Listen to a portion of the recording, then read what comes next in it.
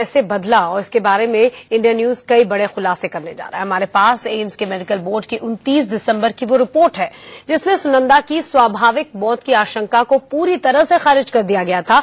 इसमें CFSL की जांच के नतीजों को भी आधार बनाया गया था। इंडिया न्यूज के पास एम्स के मेडिकल बोर्ड की वो एक्सक्लूसिव रिपोर्ट है जिसमें सुनंदा पुष्कर के स्वाभाविक मौत की बात को नकारा गया था।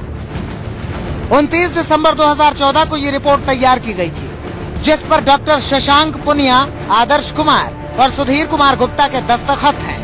इस रिपोर्ट में सुनंदा पुष्कर के बिसरा रिपोर्ट के साथ ही होटल लीला के रूम नंबर 345 से मिले सबूतों की CFSL जांच के नतीजों को भी आधार बनाया गया है।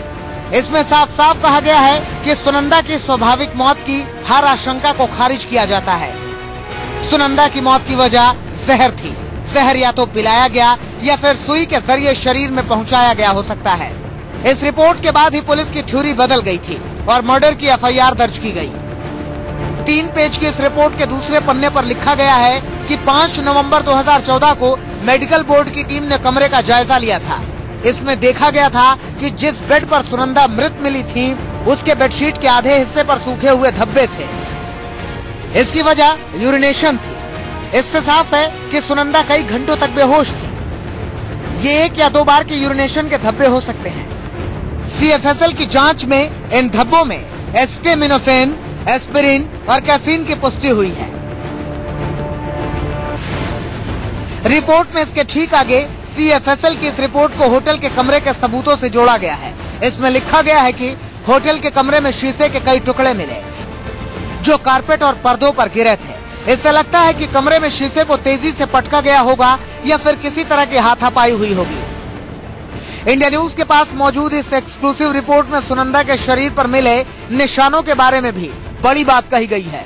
इसमें लिखा गया है कि पोस्टमार्टम रिपोर्ट में शरीर पर मिले 2 से 9 नंबर तक के निशान और 11 से 13 नंबर के निशान की वजह शरीर पर काफी जोर लगाना है। इस निशान की वजह कोई बीमारी नहीं है। शरीर पर मिले 10 नंबर के निशान इंजेक्शन के हैं और शरीर पर मिले 12वें नंबर का निशान दांत से काटे जाने का है। एम्स के इस रिपोर्ट के साथ CFSL की वो रिपोर्ट भी लगाई गई है जिसमें सबूतों की जांच के नतीजे दर्ज हैं। 23 दिसंबर को जारी इस रिपोर्ट के पेज नंबर 2 पर बेडशीट और बेड कवर पर एक बड़ा और कुछ छोटे धब्बे होने की बात लिखी गई है। अगले पेज पर जांच के नतीजे में बेडशीट के धब्बों में एसिटोमिनोफेन, एस्पिरिन और कैफीन होने की बात लिखी गई है। इस रिपोर्ट में Kerala institute of medical sciences में 12 जनवरी को सुनंदा पुष्कर के इलाज की जानकारी का भी हवाला दिया गया है। शशि थरूर कहते रहे हैं कि सुनंदा का इस संस्थान में ल्यूपस नाम की बीमारी का इलाज चल रहा था। किम्स की रिपोर्ट में इसका जिक्र है, लेकिन सुनंदा की मेडिकल जांच की रिपोर्ट उन्हें किसी जानलेवा या गंभीर बीमारी से ग्रस्त नहीं बताती। इस रिपोर्ट में वो स्वस्थ बताई गई हैं। यही नहीं, इस रिपोर्ट में 20 दिसंबर 2011 को सुनंदा पुष्कर के मेदांता अस्पताल में इलाज का भी हवाला दिया गया है जिसमें भी वो किसी गंभीर बीमारी से पीड़ित नहीं बताई गई हैं।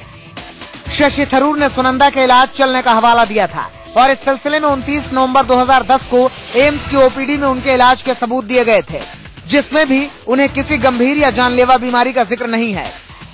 इसी वजह से एम्स की रिपोर्ट में बार बार दोहराया गया कि सुनंदा की मौत की वजह कोई बीमारी नहीं थी और ये स्वाभाविक मौत का मामला नहीं है। इससे पहले 27 सितंबर को एम्स के मेडिकल बोर्ड ने बिसरा रिपोर्ट तैयार की थी जिसमें मौत की वजह को जहर बताया गया था। ये रिपोर्ट 30 सितंबर को दिल्ली पुलिस को सौंपी गई थी जिसमें पुलिस को सलाह दी गई थी कि सुनंदा का शव जिस बेडशीट और गद्दे पर पाया गया था उसके फोरेंसिक जांच होनी चाहिए और इस जांच के बाद एम्स के मेडिकल बोर्ड ने अपनी राय जाहिर की। Bureau report, India news. और यहाँ रुक रहे हैं एक छोटे से